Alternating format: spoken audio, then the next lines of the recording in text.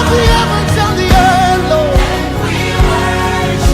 The living God, the Holy One. Say you are. Verset 14. Il les fit sortir des ténèbres et de l'ombre de la mort, et il rompit leurs liens. Verset 15. Qui loue l'Éternel pour sa bonté et pour ses merveilles en faveur des fils de l'homme, car il a brisé les portes des reins, et il a rompu les verrous de fer. Ça, c'est mot de délivrance. Vous savez combien ça coûte là, pour obtenir une délivrance? Obtenir une délivrance, ça coûte. Parce qu'une délivrance, c'est quoi? Une délivrance, en fait, c'est l'invasion des esprits dans ta dimension spirituelle. C'est ça la délivrance. L'invasion des esprits méchants, l'invasion des démons, l'invasion des forces du mal. Ils entrent dans ta maison. Et maintenant, il faut quoi? Il faudrait maintenant que tu sois armé de force pour les mettre dehors. C'est là maintenant qu'on peut solliciter le pasteur, ou les pasteurs, on peut solliciter les prophètes, on peut solliciter les évangélistes, on peut solliciter des hommes mûrs, etc. Et quand on sollicite, là on vient d'avance. Donc, alors, celui qui a besoin de la délivrance, pour avoir une véritable délivrance, il va confesser ses péchés. C'est-à-dire qu'il doit confesser la cause pour laquelle sa maison a été envahie. Par exemple, il a dormi en laissant la porte ouverte. Il n'a pas fermé. Il doit dire, Seigneur, pardon, parce que j'ai laissé la porte, parce que c'est sa responsabilité de fermer la porte. Mais il s'est endormi sans fermer la porte et les voleurs sont entrés. La porte ouverte, ça peut être la colère, ça peut être le manque de pardon, ça peut être la paresse pour prier. Dieu lui a demandé de se réveiller à 2h du matin, de se réveiller à 6h du matin. Il dit rien. Alors, donc, c'est pour dire que ça c'est la première. Ensuite, la deuxième étape. Parfois, se fait dire, il faut que tu jeûnes. Amen. Il faut que tu jeûnes. Et ensuite, il doit revoir sa vie. Il doit passer par la repentance. Parce que la confession, c'est une chose. La repentance en est une autre. Et après cela, il va trouver un véritable homme de Dieu. Je sais pas, je dis véritable, parce qu'il y a certains qui ne sont pas dans les rêves. Comme toi. Donc, il faut qu'il trouve. Il dit comme moi. Oui, il y a aussi d'autres aussi qui sont aussi dans le Donc, il faut qu'il trouve.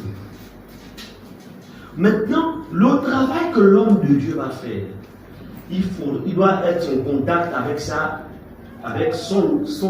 dimension intérieure. Amen.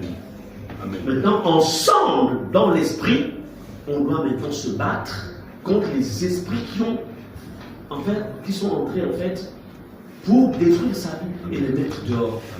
Vous voyez un peu le processus. Et après cela, parce que chasser les voleurs, c'est une chose. Nettoyer la maison. Quand on a subi le dernier vol ici, là, le décampement, on a même renforcé dans notre église, on est bien même on est barricadé de partout. C'est bon, merci. Donc, après cela, il faut le nettoyer. Merci. Vous comprenez? De chasser, c'est une chose. Oui. Mais nettoyer maintenant la maison, c'en est une autre. Amen. Amen. C'est un processus. Donc, la délivrance, elle demande plus d'efforts que la préservation. Amen. Amen. Amen. Amen. Elle demande plus d'efforts. Parce que dans la délivrance, il y a des choses parfois que le diable, que ces esprits peuvent venir détruire dans la maison. Ça peut par exemple blesser tes émotions, parce que l'homme, dans notre âme, ils peuvent blesser tes émotions. blessé en fait ton homme intérieur. Et tout ça, il faut guérir. Il faut la guérir. Il faut guérir. Vous pensez que quelqu'un qui est tombé dans l'adultère, pensez que c'est facile? Quelqu'un qui tombe dans l'adultère, il va demander pardon. Ou elle va demander pardon. Mais à l'intérieur de son âme, il y a une marque pour qu'elle guérisse. Ça va prendre du temps. Amen. Vous comprenez cela? Ça prendra du temps. Alors que si la personne s'est préservée contre l'adultère, que va-t-il se passer? En fait, elle ne connaîtra pas la douleur de la culpabilité intérieure. Elle ne connaîtra pas la douleur de la trahison. Ce n'est qu'un exemple que je prends. C'est pourquoi il y a ce dicton qu'on dit dans le monde, mieux vaut prévenir que Guérir. l'Église de Jésus.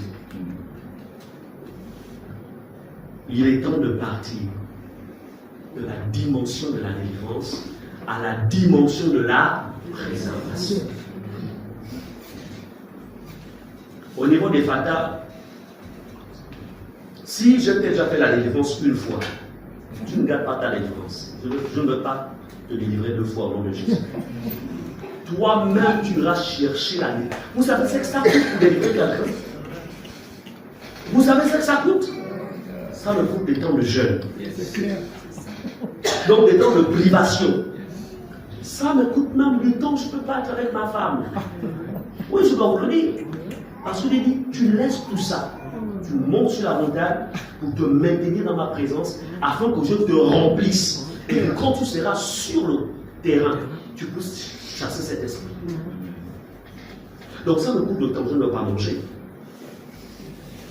Je dois être dans le jeûne. Parfois, et quand c'est comme ça, parfois c'est là, parce que c'est dans la nuit où il faut vraiment se recharger.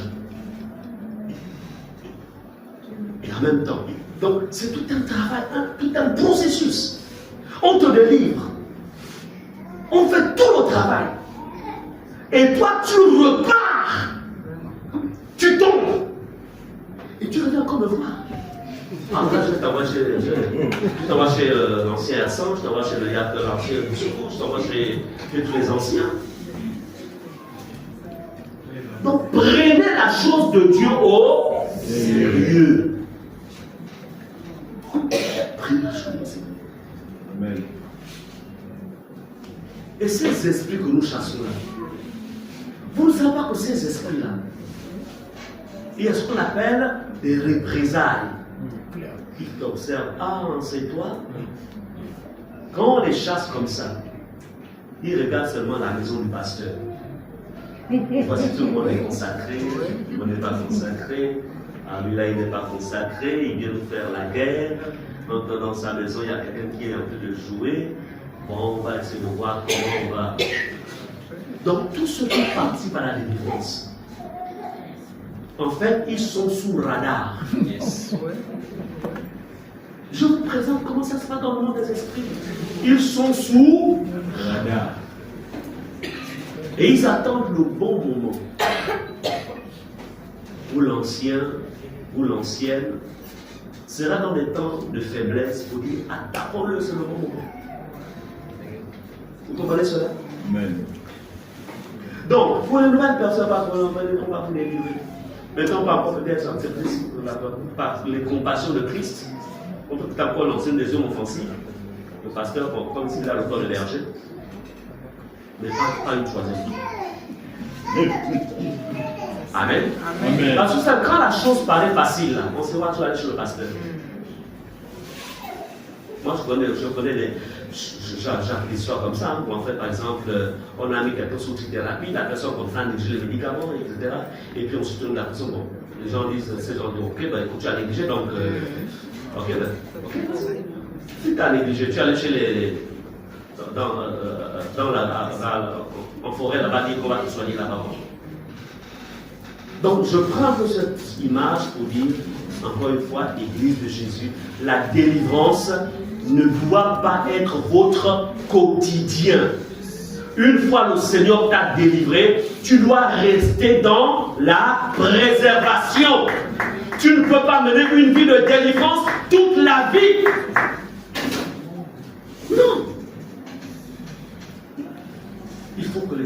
la gloire de Dieu dans ta vie. Amen. Amen. Donc nous allons travailler pendant tous ces temps pour l'équipement spirituel. L'équipement de la préservation. On va vous enseigner, on va travailler, nous allons lancer des temps de jeûne pour que chacun soit préservé. Moi je me souviens, le Seigneur m'avait délivré en 1988. 1988, j'ai reçu ma principale délivrance. Je me souviens, février 1988. Jésus, je le reçois en décembre 1987 et ma délivrance s'est faite par le Seigneur en février 1988. De 1988 jusqu'à maintenant, plus jamais je ne suis allé chez quelqu'un pour lui mettre la main sur ma tête, délivre-moi. Pourquoi? Parce que j'avais pris au sérieux ce que j'ai déjà fait dans ma vie. Amen. J'avais réalisé que j'étais esclave.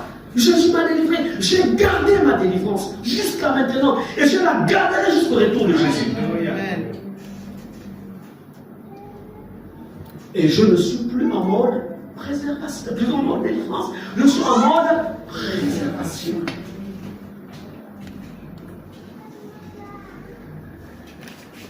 Donc, j'ai vivement désiré vous présenter cette réalité. Chers parents, rentrez dans la... On va travailler pour que vous soyez dans la dimension de la préservation. Chers enfants, c'est la même chose dans la dimension de la préservation. Les jeunes, tout le monde, dans la dimension de la préservation. Quels que soient les fléaux qui vont s'abattre, les fléaux s'abattront. Mais que cela ne vous atteigne jamais. Il faut permettre à ces gens-là de venir vers toi. Mais tu fais comment? Tu es toujours en joie, tout va bien. Et pourtant on nous brille dans ce temps-là. Et toi tu es toujours... C'est quoi ton secret? Amen. Les Égyptiens partaient. Ils partaient de leur milieu pour aller à Goshen se cacher là-bas. Parce que c'était le lieu de la sécurité. Et toi, tu es un lieu de sécurité divine. Amen. Tu es un lieu de sécurité. Ta maison est un lieu de sécurité. Quand le voisin a du mal à dormir dans la nuit, non, viens dormir chez moi. Et quand il dort là, tu lui présentes Jésus. Mais aujourd'hui, quel est le chrétien? C'est-à-dire que le voisin, il a du mal à dormir parce qu'en fait, il est tourmenté par les démons. Et il vient voir, je sais que tu pries, mais il y a des démons là-bas qui me tourmentent. On ne peut pas jamais ces démons.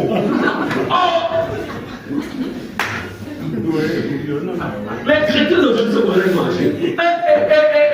Reste là-bas avec tes démons, demain tu amènes chez le pasteur, mais reste là-bas avec tes démons. Alors tu as dit, viens chez moi. Amen. On ferme la maison. On va prier, tu dormiras en paix. Pourquoi? Parce que tu sais que tu demeures sur l'abri du Très-Haut et tu retournes à l'ombre de tous. Et si tu as fait la force, tu dois faire la force de Dieu. Est-ce qu'on est ensemble? Amen. On va se lever. Lève-vous.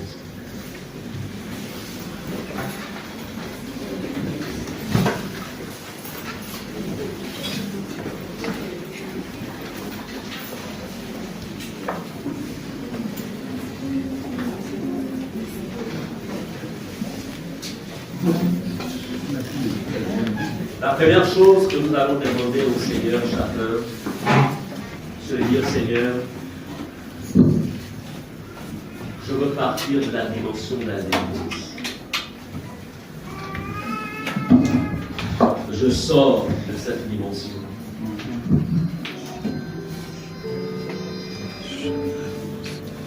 Seigneur, j'ai besoin d'un nouveau équipement. Seigneur, je veux travailler dans la dimension pour avoir cette dimension, pour rentrer dans la dimension de la préservation. Comme Israël en Égypte, au temps des jugements, au temps des fléaux, les Hébreux ont été préservés.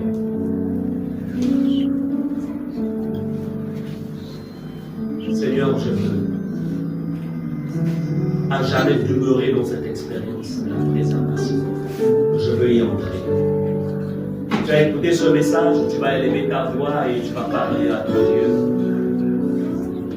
Parce que tu veux changer de nouvelle dimension. Tu veux entrer dans une nouvelle dimension. Élève ta voix et prie. Je lève une bénédiction, Seigneur, de la gloire. Nous vivons sur la terre et la puissance de Dieu.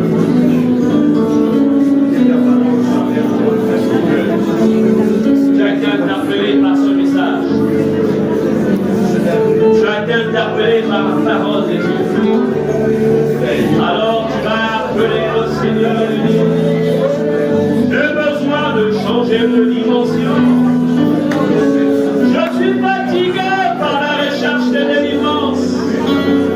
Je suis fatigué. Je veux demeurer dans la préservation. Et voici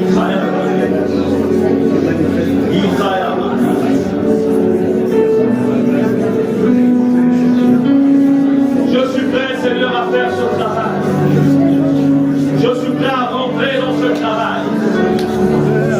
C'est dans ce travail, oh Dieu, qui va me donner une nouvelle dimension. Seigneur, qui fera en sorte qu'en demeurant sous ton abri, en demeurant sous ton abri, en me reposant à l'ombre, à ton ombre, que tu demeures ma forteresse. Bien-aimé, prie parce que tu connais ta propre vie. Tu sais les domaines dans lesquels tu as souvent des combats. Tu connais les domaines quand même de ton délivrance. Oui, Dieu te délivrera toujours. Mais tu vas dire un mot au Seigneur. Je veux rentrer dans la dimension du repos. Que ma vie entre dans la dimension du repos. Que ma maison entre dans la dimension du repos. Que mes affaires entrent dans la dimension du repos. Que mes fonctions entrent dans la dimension du repos.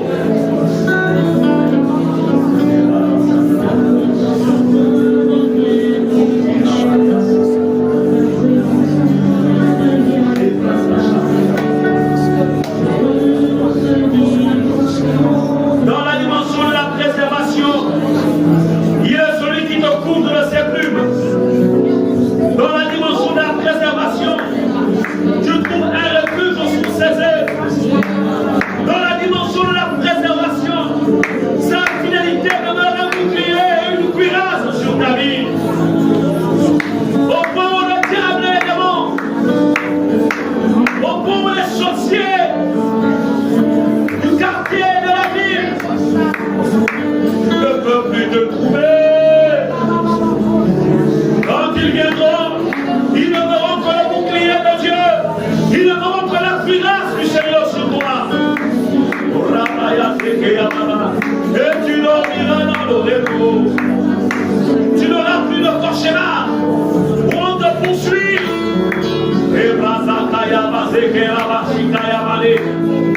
Baba, s'ils osent paraître, l'ange du Seigneur le repoussera avec son éclat de gloire. Aspire après cette dimension. Et Baba, dans ton milieu professionnel, tes collègues te craindront, ton patron te craindra. Baba.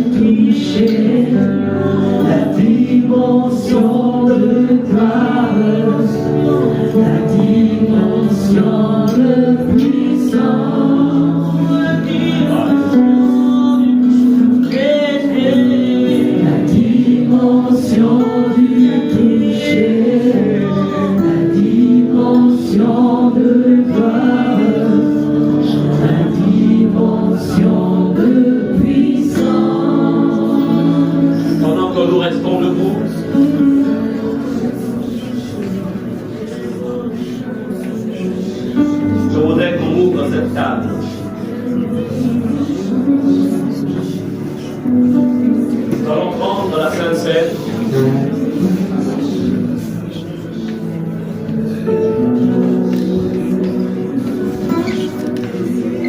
On va la prendre de manière prophétique. Ça va être la Sainte Seine qui va favoriser le changement de ta dimension. Nous allons prendre cette Sainte Seine. Je vais bénir.